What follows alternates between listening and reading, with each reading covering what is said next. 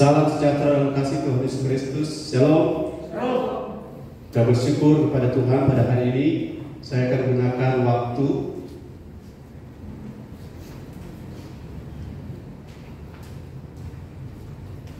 untuk, kalau boleh 1 jam saya menyelesaikannya, untuk supaya kita bisa efektif waktu. Karena sebentar kita akan ada doa khusus untuk kelompok-kelompok tertentu. Saya bersama Bu Gembala akan berdoakan. Dan Bapak Ibu Saudara-saudara yang diberkati Tuhan, kali ini kita akan belajar tentang sesuatu yang sudah kita lakukan berulang-ulang, berkali-kali, tetapi kita memerlukan sebuah konfirmasi atau sebuah referensi,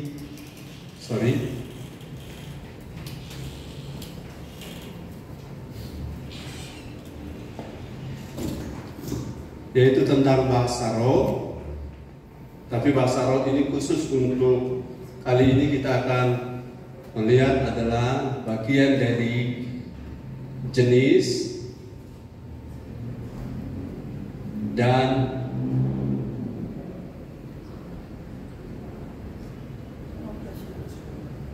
operasionalnya. Saya sudah pernah berbagi tentang bahasa roh dalam sebuah seminar lewat Zoom, dan itu orang luar yang ikut, gembala-gembala. Topiknya adalah bahasa roh yang mana yang kita biar. Karena polemik tentang bahasa roh, saya melihat saudara ada kebutuhan untuk menjawab ini, tetapi saya belum terpanggil untuk sibuk mengurus orang yang di luar, karena saya harus fokus mengurus jemaat yang ada di dalam. Kalau mereka terbangun, puji Tuhan. Tapi bagaimana kalau mereka terbangun oleh karena pengajaran saya, tetapi di dalam belum bisa paham? Jadi fokus saya. Jadi saudara, kalau ada kesempatan begini, gunakan kesempatan ini, karena saya tidak sekedar mengisi waktu ini. Ya. Saya punya tujuan, ya. Amen. Saya tidak ingin jadwal sekedar ada yang berbicara atau Bible study, tapi ada tujuan.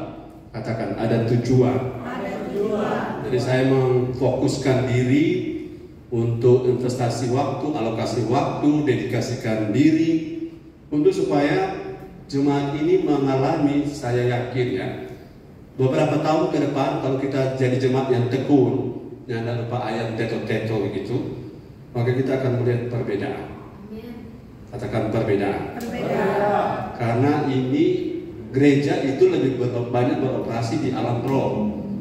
Kalau ukuran-ukuran jasmani, orang bisa berlomba, bersaing, tapi yang paling penting di mata Tuhan itu alam roh.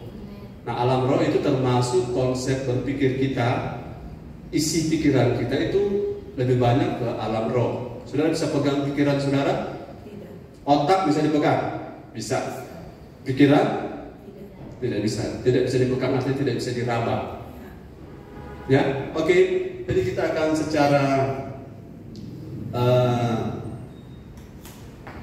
efektif waktu, efisien waktu, kita akan berusaha supaya jenis dan operasionalnya ini kita bisa selesaikan dalam waktu 1 jam. Karena kita ada acara yang lain.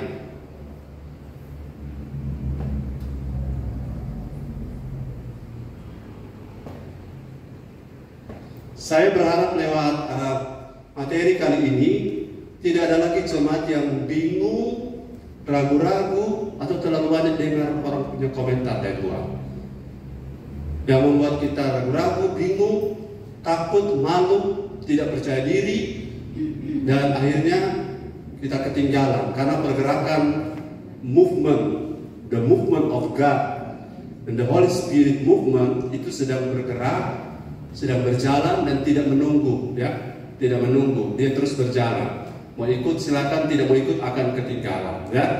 Oke, mari kita lihat dalam 1 Korintus pasal 14.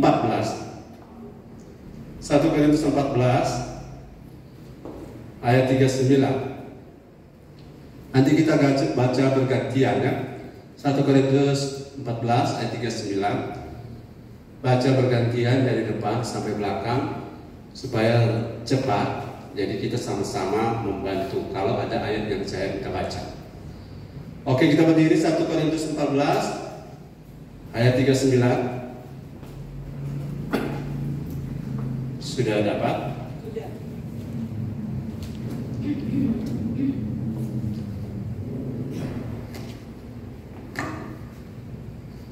Satu, dua, tiga.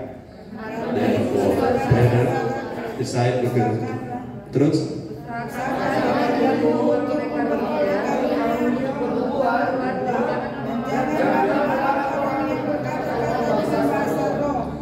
Ya, puji Tuhan. Sekali lagi sebelum duduk, 2, 3. Karena itu saudara-saudaraku, usahakanlah dirimu untuk memperoleh yang cukup berbuat dan orang-orang yang berbahasa roh. Ya, kalau pakai ayat ini ya, ayat ini, saudara-saudara, Bapak Ibu, saudara sekalian, ayat ini adalah satu aturan yang sifatnya general. General artinya semua tercover oleh ayat ini.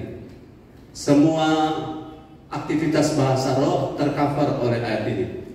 Jangan apa? Jangan melarang.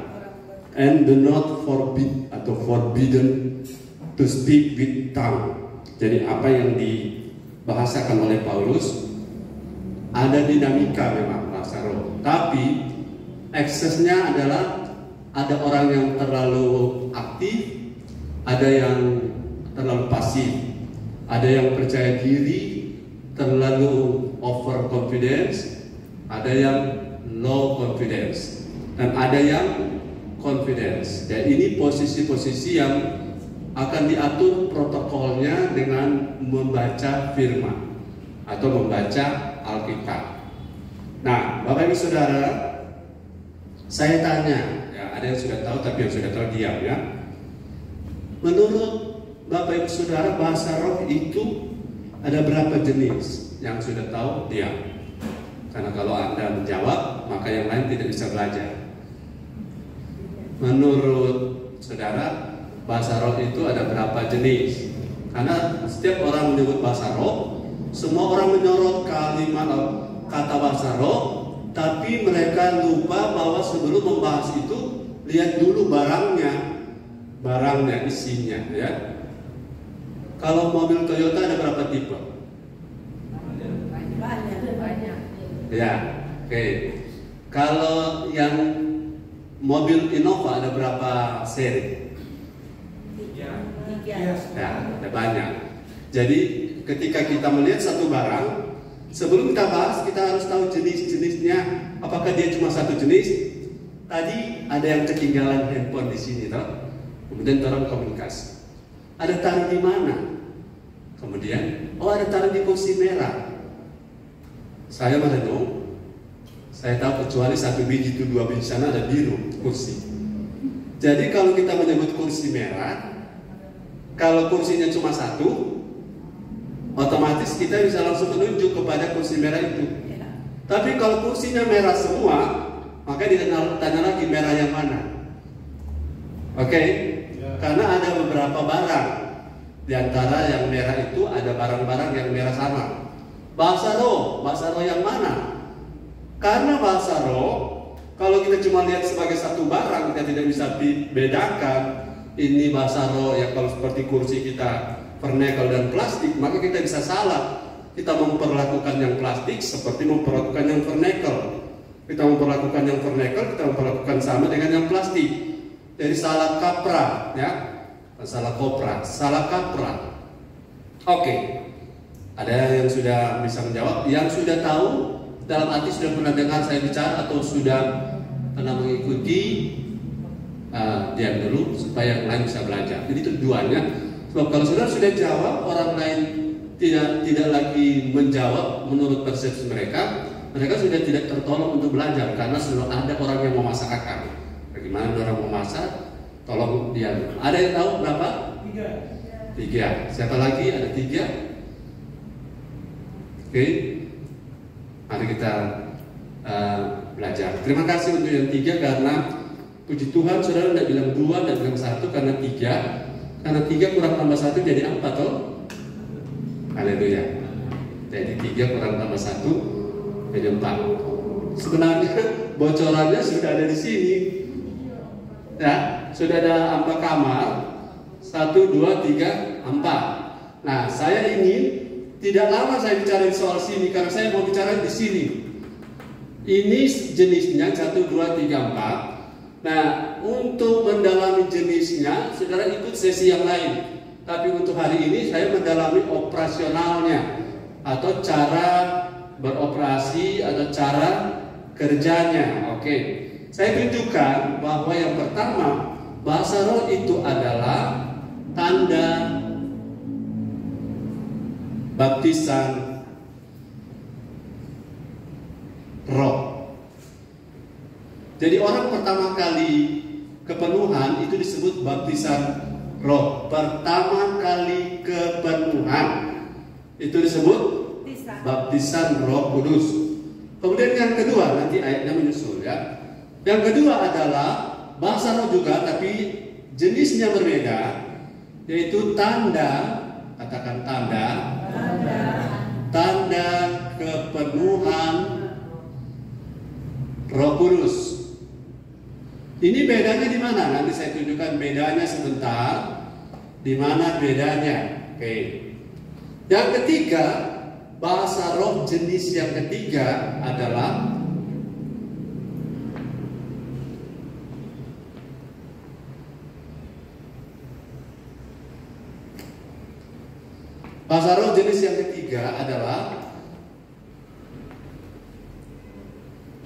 salah satu, katakan salah satu.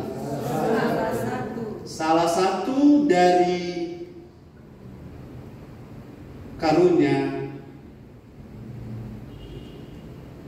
Roh Kudus. Maksudnya karunia itu katakanlah ada 9.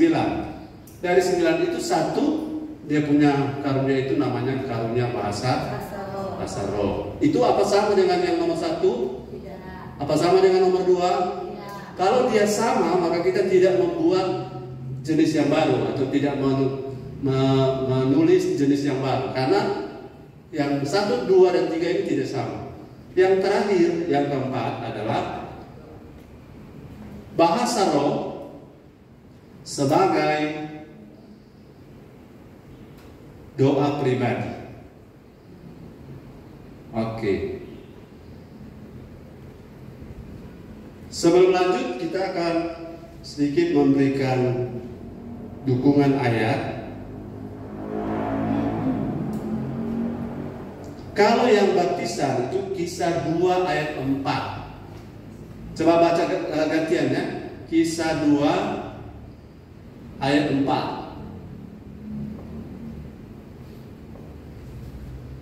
Dari Saldi. Kisah Para Rasul 2 ayat yang keempat.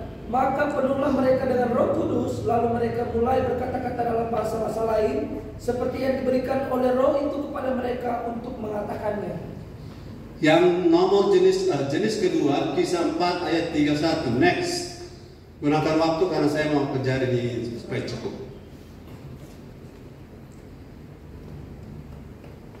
Kisah Para Rasul 4 ayat 31. Ya. Dan ketika mereka sedang berdoa, goyanglah tempat mereka berkumpul itu, dan mereka semua penuh dengan Roh Kudus, lalu mereka memberitakan firman Allah dengan berani. Kisah 4 ayat 31. Di situ ada bahasa roh. Ada? Kepenuhan ya. Oke, 1 Korintus 12, yang ketiga 1 Korintus 12 ayat 10. Nanti saya tunjukkan ya tempat lain, ayat yang ini tempat lain. 1 Korintus 12 ayat 10. Next. 1 Korintus 12 ayat ke-10. Firman Tuhan, kepada yang seorang roh memberikan kuasa untuk mengadakan mujizat, dan kepada yang lain ia memberikan karunia untuk penyembuhan, dan kepada yang lain lagi ia memberikan karunia untuk membedakan bermacam-macam roh. Kepada yang seorang ia memberikan karunia untuk berkata-kata dengan bahasa roh, dan kepada yang lain ia memberikan memberikan karunia untuk menafsirkan bahasa roh itu. Ya, jadi di jenis yang ketiga, kepada yang lain dia berikan karunia bernubuat, kepada yang lain karunia membedakan roh, kepada yang lain dia beri karunia menafsir, interpret bahasa roh, tapi kepada yang lain, seorang yang lain dia berikan karunia bahasa roh. Ini poin kita, karunia bahasa roh. Jadi yang ketiga ini adalah karunia tapi bentuknya bahasa roh, dan itu adalah 1 dari 9 dalam ayat ini. 1 dari 9, salah satunya adalah bahasa roh. Oke, jadi beda ya. Dan yang terakhir adalah sebagai doa. 1 Korintus pasalnya yang ke-14. Coba lihat ayat 12. Ayat 12. Firman Tuhan, demikian pula dengan kamu memang berusaha untuk memperoleh karunia-karunia roh, tetapi lebih daripada itu, hendaklah kamu berusaha mempergunakannya untuk membangun jemaat. Oh sorry, ayat 14 coba lihat. Saya salah lihat. Tunggu. 14, 13, 14 coba. Firman Tuhan, karena itu siapa yang berkata-kata dengan bahasa roh, ia harus berdoa supaya kepadanya diberikan juga karunia untuk menafsirkannya. Sebab jika aku berdoa dengan bahasa roh, stop. Jika aku berdoa, lanjut. maka roh pula yang berdoa, tetapi akal budiku tidak turun berdoa. Ya, kasih. Kemudian ada ayat yang mengatakan, aku bersyukur aku lebih banyak berkata-kata bahasa roh daripada kamu. 16. Berapa? Silakan ayat 16. Ayat 16, sebab jika engkau mengucap syukur dengan rohmu saja, bagaimanakah orang biasa yang hadir sebagai pendengar dapat mengatakan amin atas pengucapan syukurmu? Bukankah ia tidak tahu apa yang engkau katakan? 18. 18. Aku mengucap syukur kepada Allah bahwa aku berkata-kata dengan bahasa roh lebih daripada kamu semua. Ya, ini Paulus ya. Pada bagian-bagian ini nanti ada kesempatan saya jelaskan secara teknis utuhnya semua tiap-tiap bagian. Tapi saudara pegang dulu apa yang saya jelaskan ini, karena keempat daripada manifestasi, katakan manifestasi. Manifestasi artinya sesuatu yang terlihat oleh karena ada tindakan, ada ucapan, ada pekerjaan yang bisa menjadi tanda ada sesuatu terjadi di dalam. Manifestasi dari air yang panasnya 100 derajat apa? Ya, panas. Manifestasinya adalah mendidih, menguap, atau kalau dia ditekan meletup. Itu manifestasi, tapi intinya bukan itu. Intinya adalah air yang panasnya 100 derajat. Nah, ini bahasa roh ini adalah manifestasi dari sesuatu yang namanya pekerjaan roh di dalam kita. Jadi intinya bukan manifestasinya, tapi intinya adalah Roh Kudus. Hati-hati, orang yang memiliki Roh Kudus dapat berbahasa roh. Tapi orang berbahasa roh belum tentu memiliki Roh Kudus. Mengerti? Karena dia akan lihat, kita akan kenali dari buahnya, bukan? Nah, para dukun bisa berbahasa, kita bisa bedakan bagaimana. Karena bahasanya, sebentar saya jelaskan satu persatu. Sampai di sini saudara hafal dulu, katakan hafal. Hafal karena memang kalau saudara membaca artikel, membaca ulasan, membaca komentar, membuka YouTube, kalau mereka bahas tentang bahasa roh, dan apabila pembahasannya tidak dalam koridor 4 dari jenis ini, maka mereka akan saling tabrak. Karena satu akan bilang begini, bahasa roh itu kan bahasanya tidak dapat dimengerti. Oke, tapi di sini bahasa roh itu diterjemahkan, bisa dimengerti. Bahasa roh itu kan bahasa dari salah satu bahasa manusia. Betul, itu di sini. Di sini. Tapi bahasa roh kita bicara kepada Tuhan, bukan kepada manusia. Betul, tapi di sini karunia ini karunia bahasa roh yang sifatnya horizontal. Kalau yang vertikal yang mana? Yang harus diam kalau tidak diterjemahkan yang mana? Nah, ini saya masih kasih sebuah pertanyaan-pertanyaan acak. Bahasa roh harus diterjemahkan yang mana? Tidak empat ini. Bahasa roh yang harus ada orang yang menuntunnya, semuanya. Harus sopan, yang mana? Semuanya. Tapi yang bisa berbahasa dari salah satu bahasa di bumi, yang mana? Tidak semuanya. Ya. Jadi kalau saudara-saudara melihat perdebatan yang ada di dunia maya atau artikel, tapi saya ini kan direkam. Hati-hati pada orang-orang tertentu, saya tidak takut untuk apa-apa. Tapi saya pengen kasih tahu pada jemaat, kalau ada orang yang membuat argumen-argumen untuk melawan bahasa roh, saya menduga dia dari aliran yang namanya sesasionis. Katakan sesasionis. Sesasionis itu tulisannya C-2S, Sionis, ya. Itu yang mempercayai bahwa Roh Kudus sudah berhenti beroperasi sejak matinya para rasul, dan sekarang tidak. Dan alirannya di Indonesia banyak sekali. Dan sebabnya ketika mereka tampil, mereka lebih banyak bukan menjelaskan bahasa roh, tetapi lebih banyak menyonyere, mengolok. Jadi kalau saudara mereka mengolok, saudara tidak usah balas mengolok, karena mereka ada di kamar yang berbeda. Karena mereka punya teologi berbeda. Kita punya gereja, teologinya adalah teologi biblika yang sekaligus Pentekostal karismatik teologi. Artinya, dulu Pentekostal belum ada, dulu karismatik belum ada, tapi secara progresif yang namanya progressive revelation, penyingkapan progresif, itu tiap zaman itu ada pembukaan yang baru yang di zaman sebelumnya belum dibuka. Ya, cuma persoalan kan saya sudah pernah jelaskan di sini yang namanya God's movement dengan the man monument. Ya, God movement, pergerakan Allah sampai Tuhan datang terus tidak berhenti dan terus dibuka. Tapi monumen sudah berhenti dan mereka setiap ada yang baru mereka lawan. Nah, itu yang terjadi sekarang. Maka muncul denominasi. Denominasi tidak salah karena para pendiri-pendiri itu punya motif yang baik.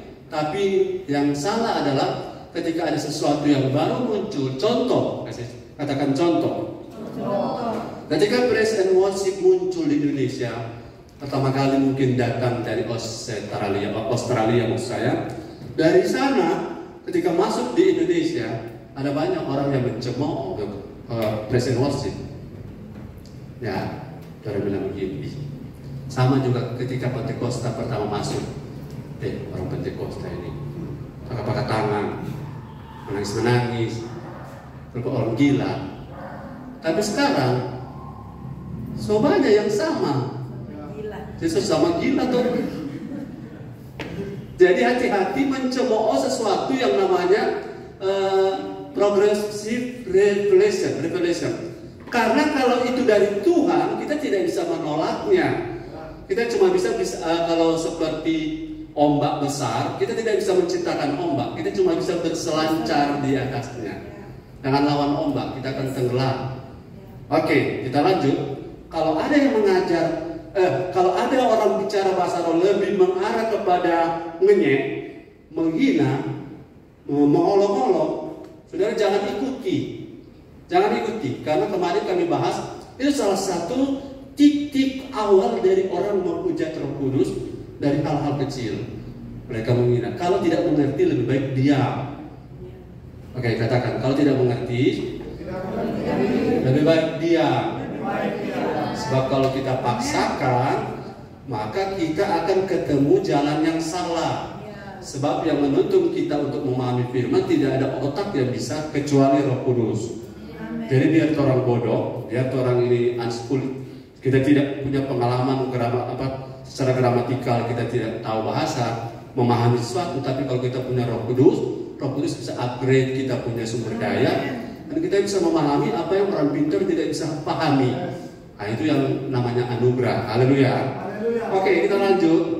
Di 4 daripada jenis ini yang saya namakan dari penjelasan yang saya sudah jelaskan di kesempatan yang lain, di sesi yang berbeda, bahwa titik temu dari setiap perdebatan tentang bahasa roh, kalau saudara dan saya punya perspektif, punya cara pandang dengan melihat bahasa roh dengan 4 kamar ini.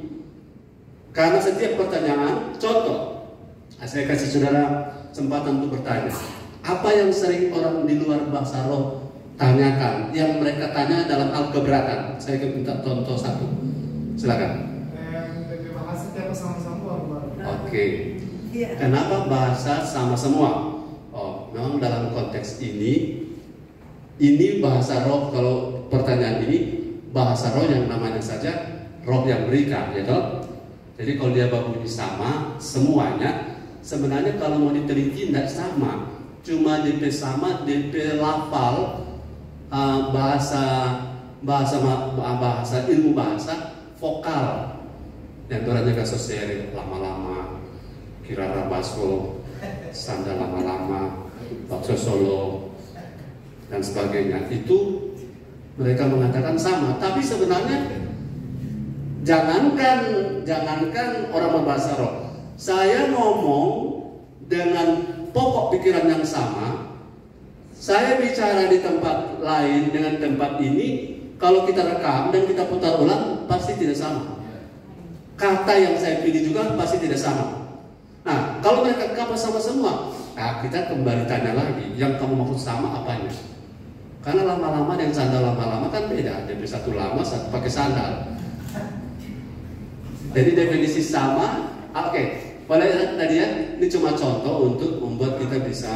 Soalnya Pak, yang ambil dasar kita tuh ATP latar belakang yang itu Pak. Oh, iya. Di waktu itu, DP latar belakang dari kejadian bisa perasuk kan, Ya. dengan segala macam bahasa. Oh. Itu DP dasar. Oke, jadi kalau misalnya seharusnya kan bahasa roh itu dari berbagai bahasa. Oke, itu di nomor 1.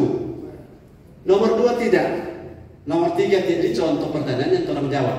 Nomor 1 iya, karena di sini ada bahasa Arab, ada bahasa Mesir, ada bahasa Koptik itu Mesir, ada bahasa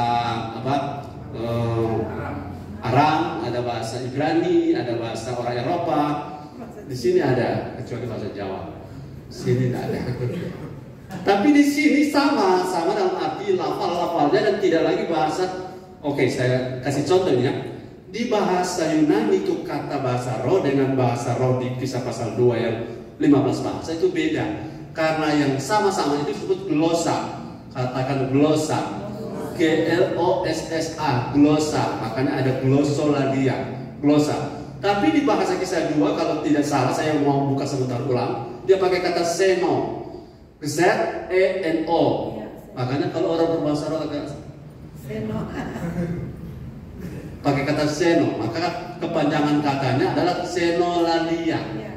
Kalau satu glossolalia, satu sen. Yang bahasa dari bumi, saya nanti teliti lagi karena saya tidak punya waktu tadi, karena ini saya tidak pikir untuk ditanya ini. Seno, kemudian besar yang bahasa dari bumi itu seno, dan bahasa yang umum itu glossa. Tapi nanti saya jelaskan lagi karena ini kan akan dipublikasi. Oke, saya lanjut. Ada? Silakan.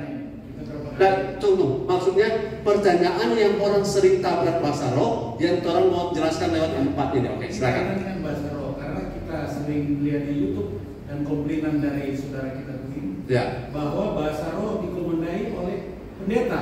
Ayo kita bahasa roh sama-sama rame-rame. Ya. Bahasa roh timbul. Padahal banyak yang menentang itu. Bahasa roh itu akan timbul ketika ada hubungan roh, bukan diperintahkan oleh seorang pemimpin. Oke. Itu yang pertanyaan kita. Oke, itu yang sebenarnya kalau lihat di Kisah 2, bahasa roh itu seperti yang diberikan oleh Roh Kudus. Makanya saya ini pertanyaan bagus. Bahasa roh tidak boleh bilang begini. Ini supaya kita seragam semua ya. Saya, gembala dan saudara. Ayo saudara-saudara, ikuti saya berbahasa roh. Keliru. Atau saya pernah ada di sebuah sekolah kita, itu anak-anak diundang ke depan, kemudian dipegang di sini, pegang di pokok, kon suruh ikuti saya, taka, ikuti saya. itu salah. Jadi kalau kita mau ajak jemaat berbahasa roh, bahasanya begini. Jangan juga bilang, ayo yang punya karunia bahasa roh. Bukan, yang mau bahasa roh itu begini. Saudara, hari ini saya beri kesempatan saudara mengalami kembali bahasa roh, atau saudara yang pernah mengalami bahasa roh, mari kita aktifkan itu kembali. Nah, kita tidak komando, ya kan? Aktifkan itu, terserah Roh Kudus mau bikin bagaimana apa dia, diaktifkan kembali. Amin.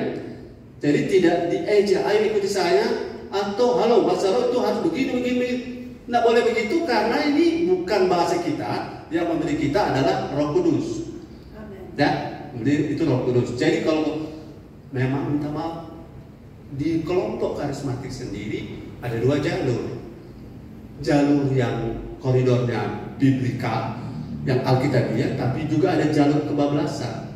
Saya kasih contoh yang kebablasan. Ada satu bapak datang begini, Pak Pendeta, ya saya berbahasa roh. Yuk, terus saya mau ajak bahasa dengan Bapak Pendeta, saya mau ajak. Sudah cukup pakai bahasa Indonesia, orang dua bahasa roh. Dia pakai bahasa roh. Maksudnya begini, orang selamat lihat, takara. Bapak kemana balas ya? Kutu. Kita langsung jawab gini, Bapak. Aduh kesian, bahasa roh itu adalah komunikasi kita dengan Tuhan. Amin. Kalau kita dengan sesama, makanya perlu terjemahan. Jadi kalau kita bilang selamat siang, kita solapan mau minta makan, jangan bahasa roh. Nanti kamu minta makan, Tuhan tak kasih karena tidak mengerti. Dan kadang-kadang orang kalau sudah berbahasa roh, anggap ini sudah level rohani tinggi. Belum tentu. Haleluya, sebab banyak orang bahasa roh mau pakai juga. Jadi kita tidak boleh gara-gara orang bahasa roh dan mau pakai kemudian orang serang. Itu bahasa roh apa itu? Namanya orang bahasa roh tapi mau pakai. Dan oleh karena ada orang berbahasa roh yang mau pakai, orang tolak tuh bahasa roh. Artinya tolak tuh mau pakai. Udah bahasa roh jangan jadi korban. Betul? Nah, oke, itu sudah beberapa. Ada lagi? Ini ada teman tanya, mereka dari karismatik juga berserikat. Dia sempat pernah sharing ke kita. Waktu itu dia diajak saudara ke suatu langsung pertanyaan. Iya, sebuah gereja. Dia tahu bahasa. Dia nggak tahu memang bahasa roh. Cuma kok di situ dari gembala, dari pendeta semua sampai dia kan bahasa rohnya itu contohnya sama. Tapi sama gitu. Oke. Pertanyaan itu kenapa bisa sama? Kalau dia sama tanpa sengaja itu wajar, biasa. Tapi kalau dia sama karena diajar, itu yang masalah. Paham? Kalau dia sama tanpa diajar dan terjadi karena begini, biasanya anak-anak suka ikut bapaknya. Kalau bapaknya punya gaya begini akan ikut. Dan itu wajar, alamiah. Tapi kalau bapaknya ajar, halo bahasa roh harus bunyi a semua, jangan i. Nah itu salah. Karena menurut yang Roh Kudus taruh. Jadi kita kalau lagi berbahasa roh, jangan saudara terjebak pada satu pola mesin. Jadi kalau bahasa roh itu mesti berbunyi tiki. Selama hidup tiki, akhirnya enggak tiki. Karena bahasa roh tiba-tiba pada waktu kesempatan yang lain, sebagaimana Roh Kudus taruh, bibirmu bicara bukan yang engkau mau. Jadi ketika dia jadi, kita sendiri tidak mengerti, kita sendiri tidak bisa atur, tidak bisa polakan dia. Artinya tidak ada pola, tidak ada patron, seperti yang Roh Kudus taruh. Tapi kalau dia sama gara-gara diajar, dikomando, nah itu yang mulai dipertanyakan. Tapi kalau dia sama tanpa komando, namanya satu roh. Oke? Jadi pertanyaan-pertanyaan yang lain ada yang lebih menyentuh ke dalam karena pertanyaan-pertanyaan sifatnya akademis. Oke, satu lagi terakhir. Ada untuk memberi contoh kalau pertanyaan itu muncul, kita jawab dengan patron ini. Oke, silakan. Sama keempat, kan bahasa roh bisa sebagai doa pribadi. Ya. Nah, dalam beberapa pertemuan doa, ada kondisi yang nanti yang memimpin doa bisa dalam komando seperti ini, kita sama-sama berdoa dalam bahasa roh. Ya. Menurut Dad bagaimana kalau Dad itu masih bisa masuk kategori doa keempat sih? Ya. Tapi kalau menurut Dad, jadi kalau seandainya kita lagi berdoa, kita bisa bilang begini, Ayo saudara yang punya bahasa roh, itu karunia kalau bilang yang punya bahasa roh. Ayo gunakan bahasa roh. Memang karena belum dijelaskan, ini yang pertanyaan-pertanyaan belum terang ya. Saya sudah berpikir karena semua habis waktu, kita jelaskan yang satu-satu dari operasional, baru orang bisa istilahnya ke tempat pisau orang bedah ini. Oh, yang ini di kamar ini, yang ini di situ. Oke, sudah siap? Dari pertanyaan tadi saya jawab, akhirnya saya harus jelaskan secara operasional juga. Oke, kita mulai. Yang pertama, kita bagi 1, 2. Yang pertama, ini saya acak ya. Bahasa roh yang menggunakan salah satu bahasa dari bumi.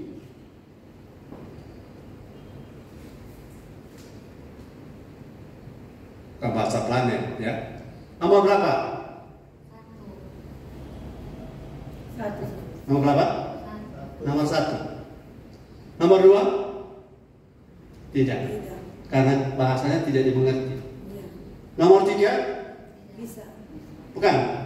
Nomor 3, hati-hati jangan dulu jawab-jawab, jangan sampai orang dapat lihat salah semua. Ikuti saja saya ya. Nomor 1 bisa bahasa dari bumi. Karena itu di Kisah 2. Nomor 2 bukan bahasa dari bumi. Nomor 3 bukan.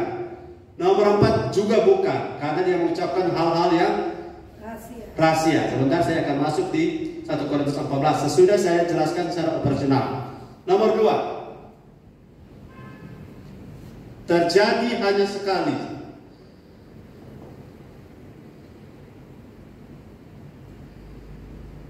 Nomor berapa?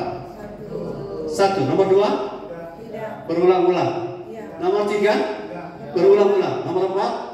Berulang-ulang. Jadi yang terjadi sekali hanya nomor 1, yaitu baptisan. Oke. Bapak tulis so besar, mat belum terlalu besar. Kemudian nomor 3, terjadi berulang-ulang. Nomor berapa? 3. Ya, nomor 1 enggak. Nomor 2, 3, 4. Kepenuhan harus berulang-ulang. Ya. Karunia harus, tahun lalu kita karunia, sekarang sudah ada. Itu susah itu. Karena karunia tidak dicabut, dia harus berulang-ulang. Yang keempat, doa pribadi berulang-ulang. Oke, mulai tangkap ini ya. Operasionalnya nanti ayatnya kita bahas kalau saya diberi waktu lagi. Kita akan bahas 1 Korintus 14 di beberapa ayat langsung kita jelas. Oh, ini ayatnya, ini ayatnya. Ini penjelasannya. Oke. Yang keempat,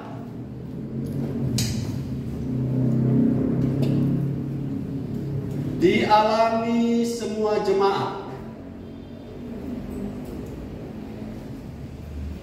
Nomor berapa? 1, 2,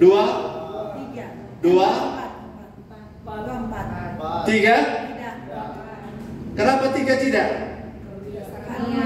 Karena ini cuma salah satu dari karunia.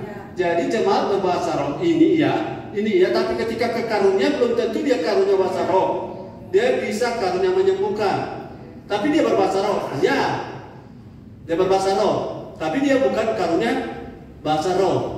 Dan dia di karunia belum tentu dapat karunia bahasa roh. Jadi bahasa roh itu apakah semua jemaat? Ya, untuk tanda baptisan. Untuk tanda keperluan? Ya, untuk semua jemaat. Sebagai karunia? Tidak. Karena yang lain dapat karunia kesembuhan. Yang lain dapat karunia bahasa roh. Jadi ketika kita dapat penjelasan ini, kita tidak bingung nanti kalau orang tanya, ya. Kalau begitu satu jemaat berbahasa roh, apa yang terjadi? Kalau satu jemaat berbahasa roh berarti bisa terjadi, kalau ini yang pertama kali sudah jarang, bisa terjadi ini, ya. Kemudian bisa juga terjadi ini dan bisa terjadi ini. Jadi kalau heboh ramai orang berbahasa roh, apakah salah? Tidak, karena demi peluang terjadi ini untuk beberapa orang yang baru ini, untuk orang berkarunia ini, dan orang yang sedang berdoa ini. Berdoa juga ini bukan cuma doa, penyembahan. Worship, penyembahan. Menyembah dalam roh kita tidak bisa jawab. Berdoa dalam roh, Efesus bilang. Kita tidak bisa jawab kecuali kita bilang gunakan bahasa roh. Haleluya. Yang kelima, dialami oleh orang tertentu saja.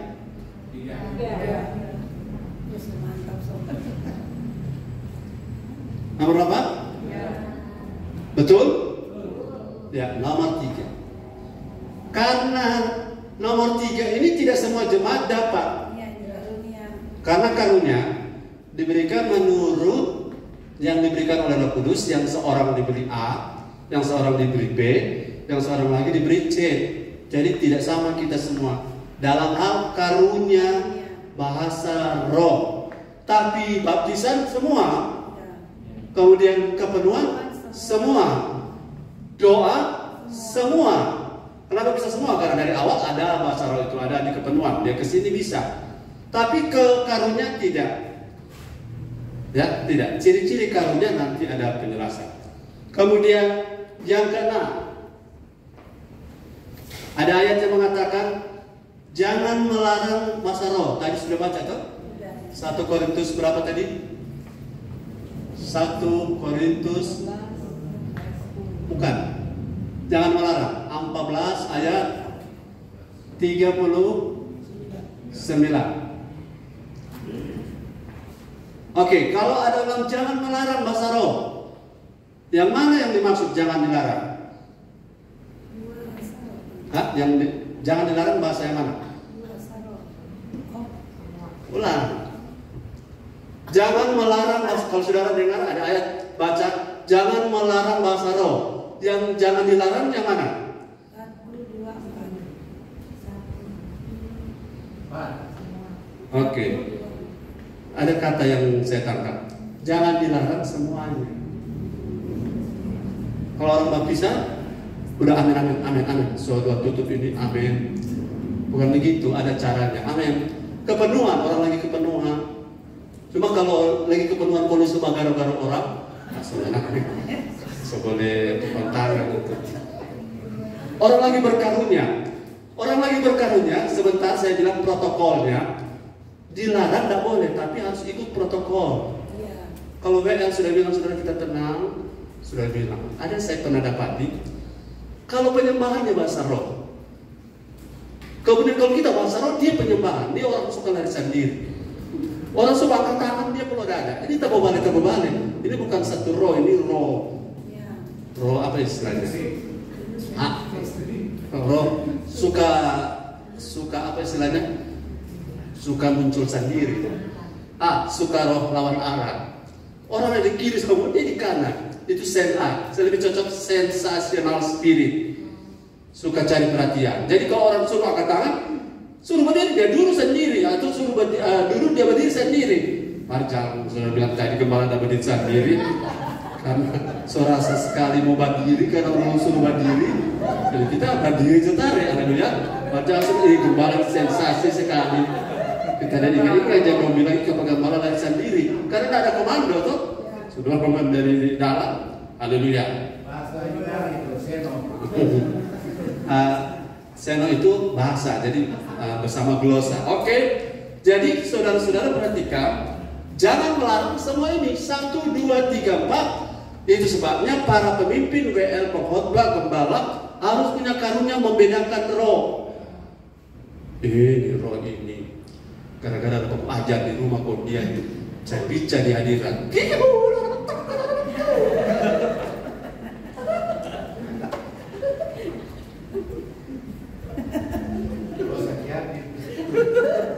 Iya, karena ekspresi itu kalau saudara tidak punya roh membedakan, saudara bisa bedakan ini adalah kepenuhan atau histeris gara-gara dia sakit hati tadi. Itu bisa dibedakan, ya. Kalau saudara suruh berhenti dia, otomatis. Kalau orang cuma berpusat pada diri sendiri, susah dia berhenti. Saya sudah bilang tadi contoh, saat semua orang berbahasa roh dia penyembahan. Haleluya. Saat orang menyembah dia bahasa roh. Selalu sensasi dia buat. Jadi terbalik. Harusnya kita satu roh. Siapa yang memimpin di sini, kita ikuti dia. Amin. Haleluya. Disuruh berlutut, dia berdiri sendiri. Dia suruh berdiri, dia berlutut sendiri. Artinya ada satu roh, karena apa? Yang dia tonjolkan adalah sensasi. Saudara, makin dewasa seseorang makin dewasa seseorang tidak tertarik untuk buat sensasi. Ya? Hanya orang-orang yang kekurangan kasih yang selalu buat sensasi. Karena butuh apa? Kurang perhatian, masa kecil kurang bahagia. Lanjut, nomor 7. Nomor 7, di halaman saya kurang cukup. Harus diterjemahkan. Orang kan bilang, bahasa roh kan harus diterjemahkan. Kenapa orang sudah tadinya ada yang terjemahkan? Harus diterjemahkan nomor berapa? Nomor 3. Mantap. Sudah saya akan mengutus saudara supaya keluar ke sana dan luruskan untuk orangnya berkelahi, tapi bukan saya tunjuk dia. Kenapa? Mau berbahasa roh kan harus diterjemahkan. Ya benar, tapi itu khusus untuk bahasa roh jenis ketiga. Karena kalau tidak, lebih baik dia yang bahasa roh tidak diterjemahkan, dia akan kembali ke sini atau ke sini. Oh, dia lagi doa pribadi. Kalau dia lagi doa pribadi, apa boleh larang? Kan tidak boleh. Silakan, cuma dia harus tertib. Jangan perintah diri sendiri. Katakan jangan perintah diri sendiri. Apa sebab gereja karismatik banyak pica-pica? Karena dorong penyembahan pica-pica. Pica-pica apa? Satu kanan, satu kiri. Tidak satu roh. Jadi walaupun kita memiliki panggilan masing-masing, tapi kita memiliki satu kepala. Amin. Kepala kita adalah Kristus. Dan Kristus itu memiliki otoritas yang dia taruh. Rasul, nabi, penginjil, gembala, pengajar, guru. Dia punya jalur itu jelas. Sebab yang namanya pekerjaan roh tanpa tunduk pada otoritas, itu roh yang namanya roh apa? Pemberontakan. Ya, hati-hati, roh pemberontakan bisa kelihatan kepenuhan, tapi ujungnya bisa dibedakan. Oke, yang ke-8. Waktu saya terbatas. Yang ke-8. Kalau boleh 2-3 orang saja.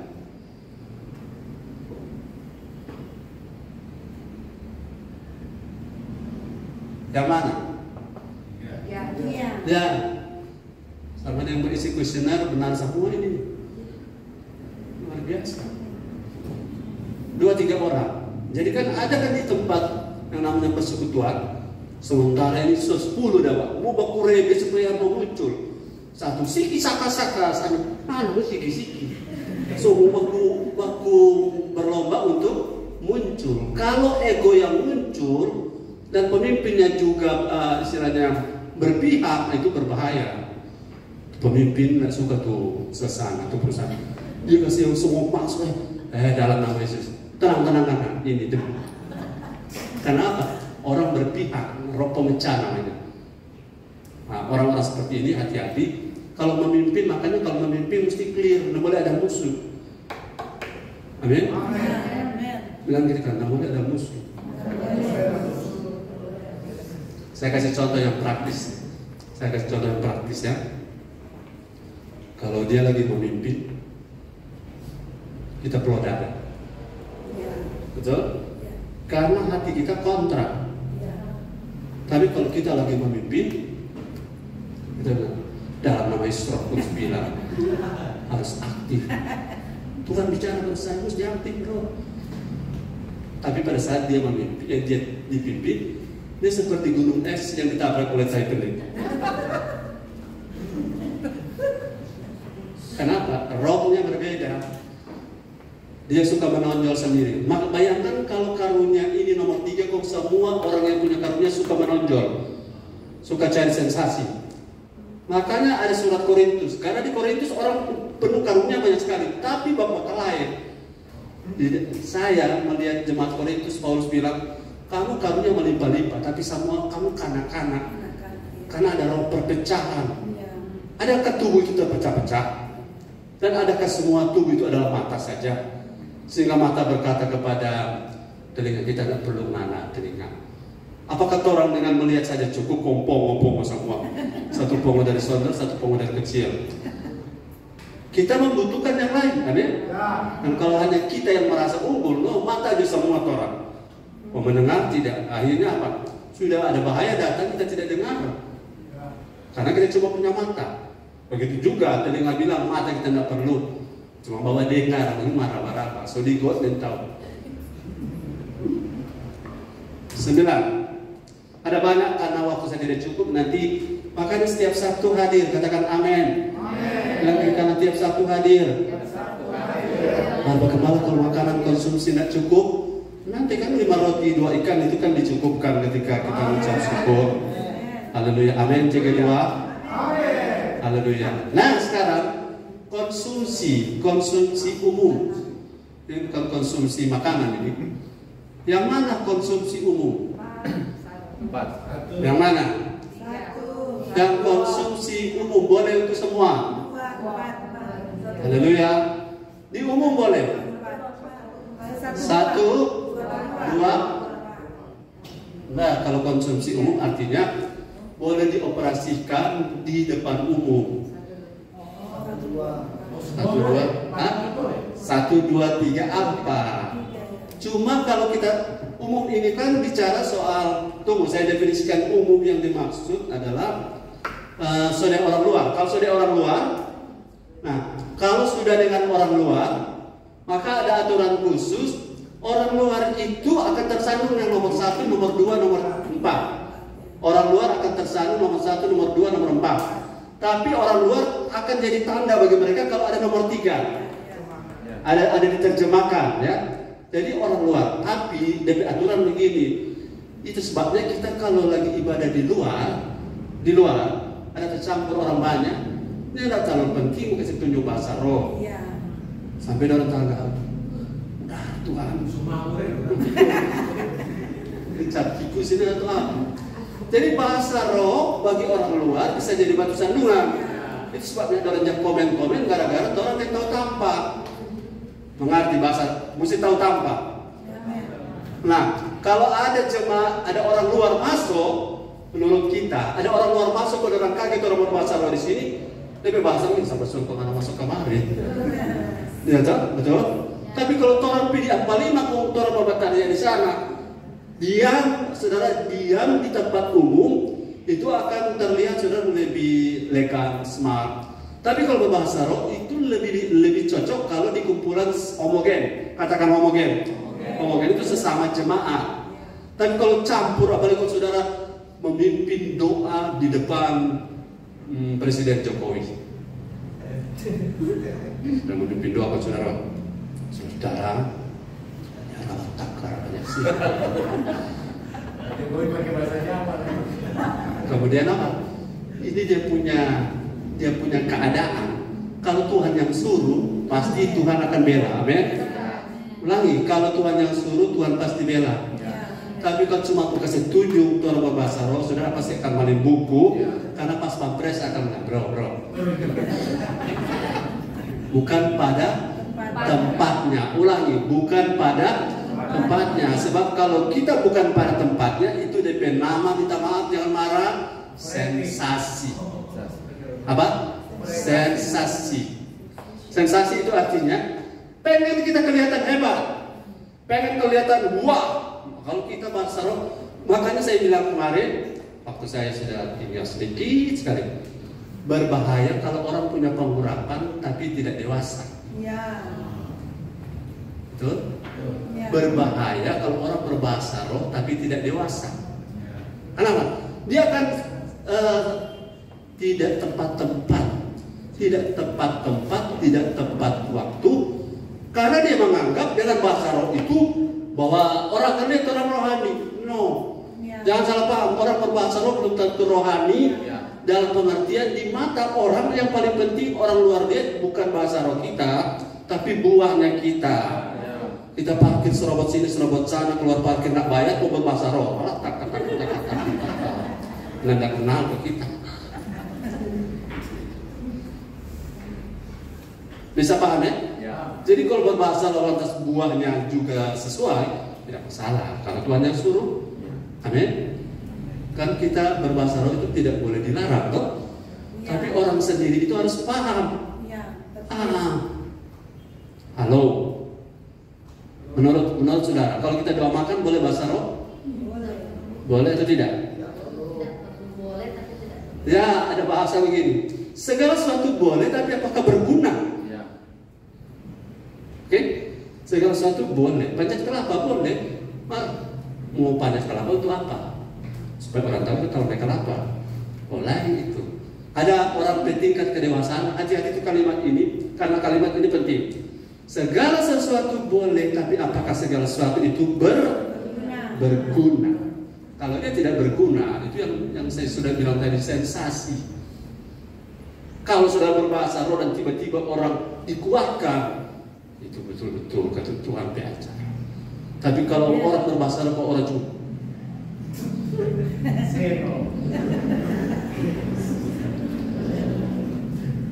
hasilnya apa? Tuhan punya nama cemooh. Kenapa mereka mencemooh? Karena ini namanya sama begini, utama yang pasukan Kopassus. Tahu Kopassus? Halo, tahu Kopassus? Jangankan Kopassus, suami istri punya kode-kode khusus, toh? Kode-kode khusus suami istri. Cuma orang yang mau mengerti, ya. Kalau tuh istri so begini tuh mata, coba lihat kalau istri so begini, akhirnya cepat pulang kemana? Kalau istri so koke, akhirnya dia semua koleto kemana? Itu bahasa. Nah, orang dia bahasa roh kan bahasa sandinya orang. Jadi jangan lepas di umum. Gerentang, 8 anak. Sorak bukan rahasia itu 8 anak. So tahu di arti itu, so bukan rahasia. Bahasa roh itu bahasa khususnya yang ini semuanya ke arah ke atas.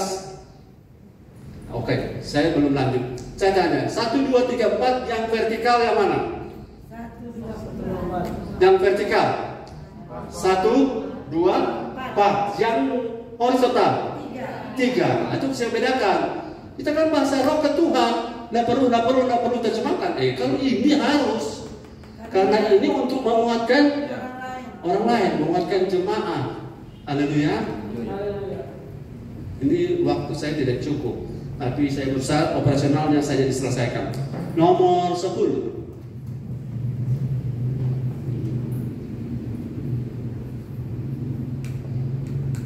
Ini nomor berapa tadi? Semua ya? 1 sampai 4. Pribadi. Nomor berapa? Yang konsumsi pribadi. Konsumsi pribadi lebih banyak ke arah ini bisa pribadi, ini bisa pribadi, ini tidak pribadi. Jadi bisa 1 karena kepenuhan itu pribadi. Baptisan itu pribadi. 2 kepentingan pribadi, kepenuhan. Bahasa roh sebagai doa pribadi. Tapi kalau ini bukan pribadi, kita ada karunia macam yang mau terjemahkan. Karena ini karunia harus diterjemahkan, maka ini sifatnya bukan pribadi. Jadi saudara yang punya karunia berbahasa roh itu harus diterjemahkan. Sebab kalau tidak diterjemahkan dia akan berpindah ke sini dan sini. Makanya kalau saudara dapat karunia itu, jangan malu kalau lagi diberi kesempatan. Tapi jangan gunakan salah.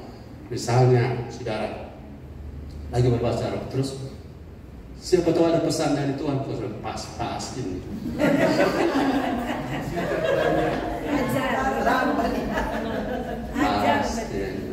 Itu salah menggunakan. Ya. Karena itu sudah ada kepentingan pribadi. Ya. Kadang-kadang pesan itu bukan hanya membuat orang lain ditegur, itu orang pediri lebih dulu. Yes. Ada dunia orang pediri misalnya. Amen. Sabarlah bro. Kita tidak bisa berbahasa roh kemudian terjemahannya sabarlah Bapak Ibu. Sebenarnya diri kita sendiri tidak sabar. Tidak bisa, itu tidak fair, tidak adil. Masa kita cuma bicara untuk orang, kita punya diri tidak. Yang nomor berapa ini? Yang pribadi 1, 2, 4, 11. Kasih habis di kolom ini ya. Bu Gembala Pak ada kepentingan doa, jadi nomor 11. Saat ibadah yang mana? Saat ibadah dapat mana yang terjadi? 1, ya. 2, 3, ya. 1 sampai 4. Jadi kalau orang heboh bahasa roh, kalau orang bilang ini ngomongnya begini, mungkin dia lagi kepenuhan, ya mungkin dia lagi berdoa, mungkin ngomongnya nggak mengerti. Siapa suruh ini masuk sini? Karena ya toh, siapa suruh salah masuk? Saya tadi ada berpikir begini, tuh hadirat tadi luar biasa, kuat sekali. Kok kita ada berpikir begini, ini kok umpama mau masuk kan? Betul, dia langsung mau pelakar. Karena pernah ada banyak kejadian, hadirat begitu kuat, kok orang dari gereja setan masuk, dia pelakar, muntah-muntah darah, karena hadirat. Makanya kalau kita berbahasa roh, kalau komunitas kita bagi sudah berarti, amin. Bagi sudah, tapi ada dia punya koridor, ada dia punya protokol, tata tertibnya ada. Tapi jangan malu, jangan dilarang. Haleluya. Oke, nomor 12. Semoga ini nomor karena saya siapkan ada 17. Nomor 12. Sopan dan teratur. Yang mana? Semua. 1-4. Saking baptisan roh yang pertama kali dia skop limbah, dia skop di meja kada perang. Jangan sentuh, saya dengan Tuhan. Saya sedang dijamah Roh Kudus. Ambil dia gelas, dia banting, perang. Saya sedang berkobar-kobar. Kalau sudah punya HP dia ambil, kalau dia ejak, saya sedang dipakai Tuhan.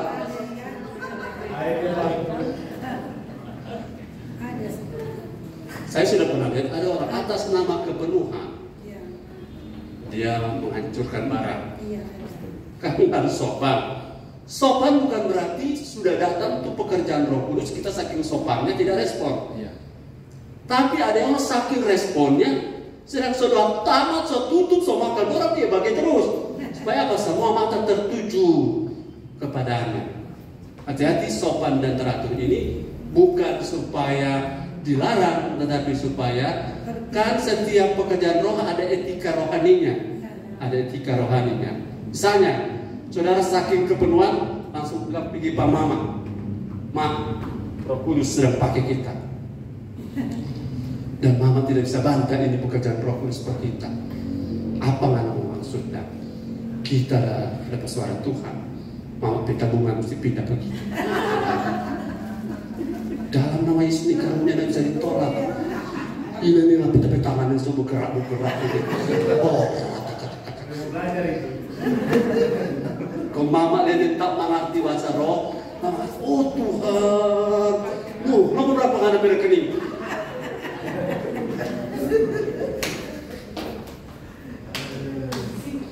Haleluya. Haleluya.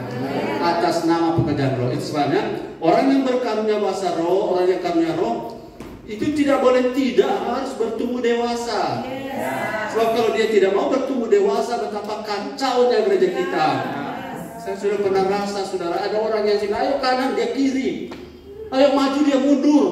Pokoknya segala sesuatu dia buat berlawanan. Bukan kita mau kontrol orang, tapi kita kan satu tubuh Kristus dalam satu gereja lokal. Kalau saya ajak, ayo tolong pencuri ayam. Kalau ada orang melawan saya, wajar begitu karena komandonya salah. Tapi kalau saya bilang, ayo kita angkat tangan, yang lain mau angkat tangan gara-gara tidak suka dengan saya, itu rohnya berbeda. Katakan amin. Jadi soal nomor berapa ini? Tadi tidak. Wah.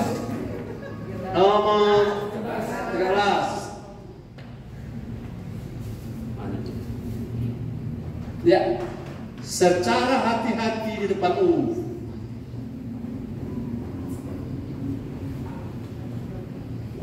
Yang mana? 3 dan 4. Kalau di depan umum, hati-hati supaya tidak dicap orang eksentrik dan lain-lain. Hati-hati itu bukan berarti total tutup ya. Hati-hati itu semuanya. 1, 2, 3, 4. Hati-hati kalau di depan umum. Dia lihat tanpa bro, dia lihat tanpa ses. Jangan saudara mau pergi di restoran mau bayar. Matanya bil, latakan situ,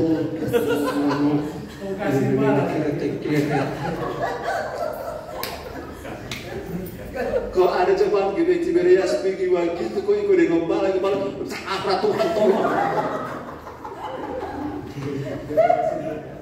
Kalau saudara di depan kasih tiba-tiba berbahasa roh, Tuhan yang taruh, siapa yang larang? Kau kasih siapa Bapak? Bapak tadi ada apa? Nah, kita rasa sesuatu mah, ini kok pribadi. Ya. Kalau yang tertarik, boleh kita tahu apa itu. Nanti kalau hari Minggu ikutin kita. Ya. Kotoran jelaskan. Taman, kata-kata, mana tahu tadi apa itu? Orang kamunya di gereja, di mana dapat menjawab itu? Itu namanya sensasi. Stop begitu, amin. Ya. Itu namanya kesombongan rohani. Yes. Beberapa orang begitu banyak. DP nama, maaf di Manado ada DP nama grup ini, tapi kalau saya bilang banyak tersinggung. 14. Apalagi datang minta sumbangan bahasa roh.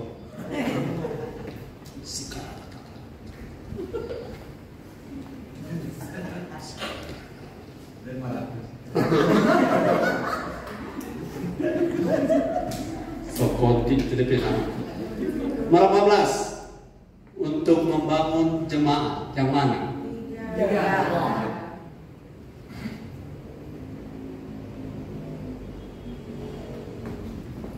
Karena yang lain ini untuk pribadi. Yang membangun jemaah itu nomor 3. Ini membangun jemaah, tapi ini secara tidak langsung juga membangun, tapi cuma efek. Luar biasa dia. Dia mengalami, artinya kita ini santai-santai, kenapa dia begitu antusias dengan gembira. Jadi terdampak pada orang lain, ya.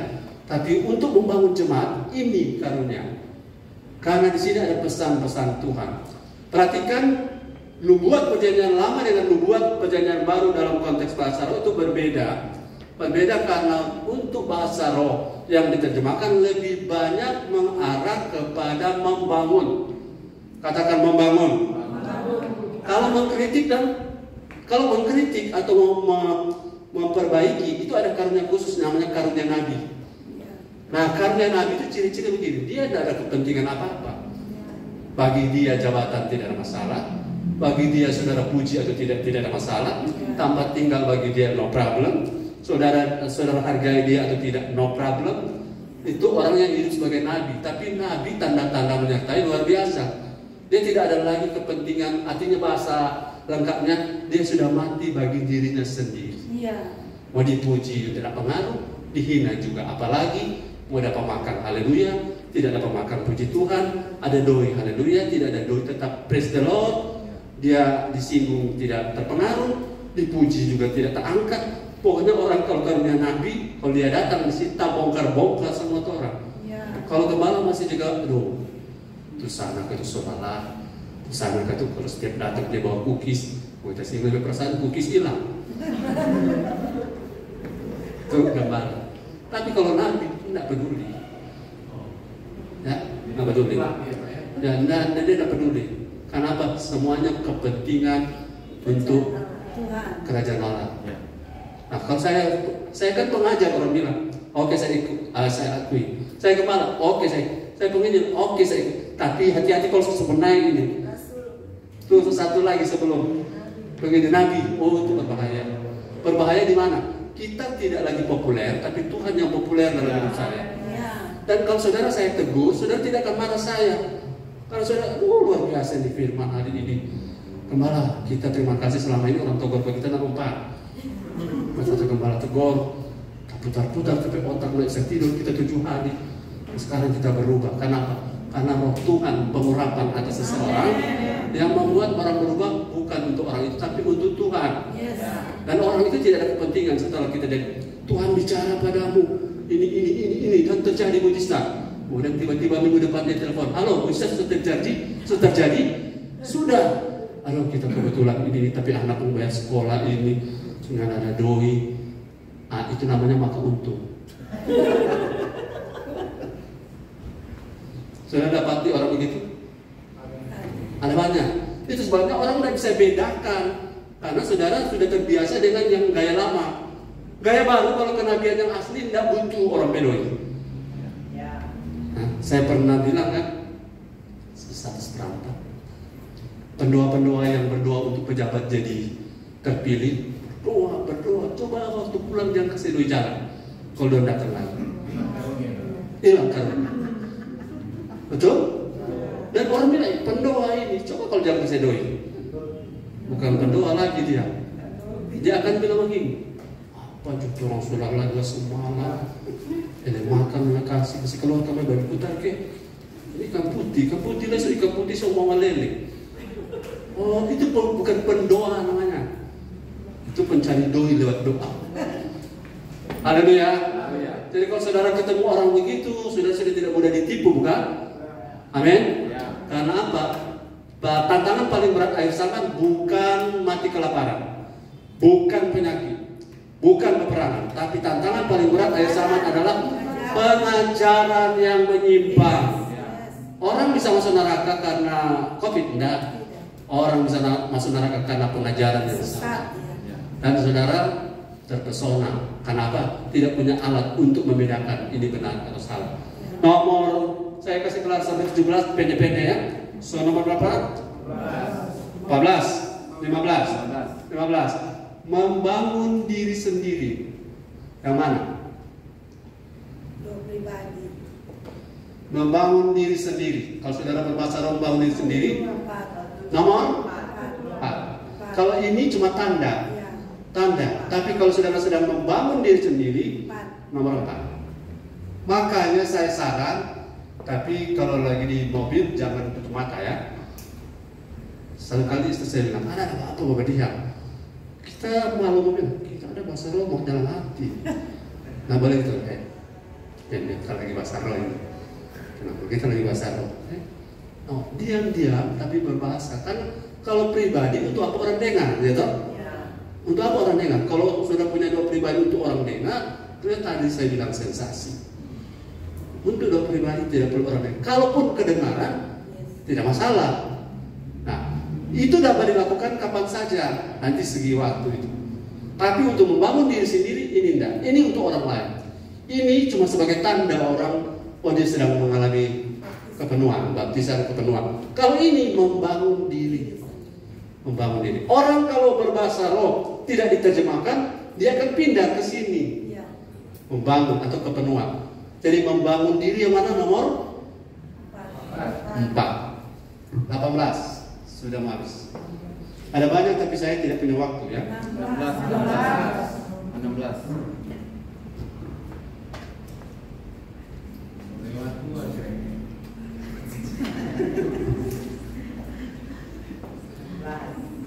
Orang lain bilang puji Tuhan cepat tidak selesai.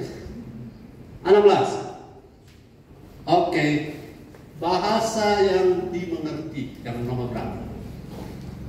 3. Yang nomor 3. Bahasa yang dimengerti tanpa diterjemahkan ya? 1. Ya, 1. Ini yang berbeda. Bahasa kan bahasa Roh mesti salah satu dari bahasa di bumi. Ya, tapi itu khusus nomor baptisan. Yang tanda baptisan, yang lain tidak. Makanya dari beberapa ini tadi itu pertanyaan hampir bersama nih 2, 3, 4. Waktu saya mengalami nomor 1, saya punya bahasa yang keluar menurut orang-orang bersaksi bahasa Cina. Tapi itu cuma awal-awal dan sekarang tidak lagi. Dan itu bisa dimengerti. Saya pernah di sekolah kita mendoakan mahasiswa, kemudian ada satu siswa dia sedang bahasa Indonesia tak cakap. Kok dia bahasa Inggris? Bahasa Inggrisnya lancar. Kalau ada Eka langsung terjemahkan. Tapi itu bukan karunia. Kalau dia bahasa Inggris bahasa salah satu di bumi, dia bahasa Inggris dan bahasa Inggrisnya bagus. Tapi dia sedang bahasa Indonesia baku cakap. Nah itu tanda orang baptisan. 17. 17 kan? Iya.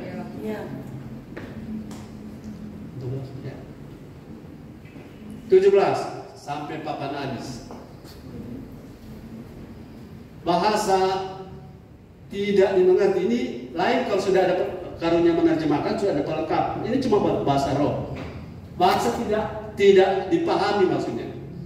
Yang mana? 2 bukan tanpa terjemahan. 2 yang tidak dimengerti adalah 2 tanpa terjemahan. 3 4 tidak dapat dipahami. Itu nomor 2. Kalau nomor 1 kan ada bahasa di bumi toh. Nomor 2, nomor 3 tanpa terjemahan. Nanti mengerti kan kalau sudah ditafsirkan.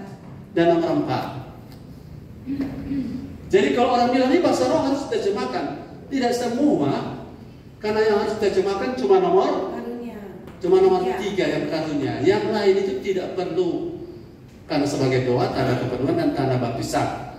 18. Ini operasionalnya. Kalau volume tinggi. Nomor berapa biasanya tinggi pecah-pecah? 1, 2, 3, 4 dan doa pribadi cuma orang pakai keperluan. Kalau sudah baca dia doa pribadi, mana pakai keperluan pribadi, orang lain nggak perlu dengar. Jadi minta maaf ya, pribadi artinya cukup kita yang dengar. Tapi kalau dia berbunyi lebih keras, nggak masalah, karena ini namanya tiap-tiap orang ada yang ekstrovert, ada yang introvert. Tahu orang introvert dan ekstrovert. Orang ekstrovert sedang belum tanya dia sudah jawab. Ini ada banyak ekstrovert di sini. Yang tidak tanya dia jawab sendiri. Ada orang sekali-kali tanya, dia nggak jawab. Introvert, beda-beda orang ya. Atau phlegmatik, kolerik, sanguin dan melankolik. Yang melankolik belum tengok dia suka nangis. Yang satu sopeto dia balas peto ke orang. Karena beda-beda tingkat temperamen orang. Tapi suaranya rata-rata orang yang lagi baptisan, kepenuhan, karunia. Nah, sekarang saya tanya, kalau dari nomor 1, 2, dan 3, yang paling menonjol yang harus diberi kesempatan nomor berapa? 1, 2, 3. Kalau saudara lagi jadi leader, yang diberi kesempatan adalah tanda-tanda itu biasanya di sini dia akan lebih keras orangnya. Dan kemudian yang lain tenang, orang akan sadar, bukan kita yang karunia, dia berdiam, akan sadar, jadi sadar di diri. Jadi jangan kita lepas, no, bukan. Roh Kudus akan teratur berdasarkan arahan dari pemimpin. Oke, terakhir, sudah selesai. Itu ekstrovert. Oke, Tuhan Yesus memberkati kita. Beri tepuk tangan bagi Tuhan Yesus. Haleluya. Mari kita akan mulai berdoa untuk yang selanjutnya. Kursi kita akan rubah lingkaran O.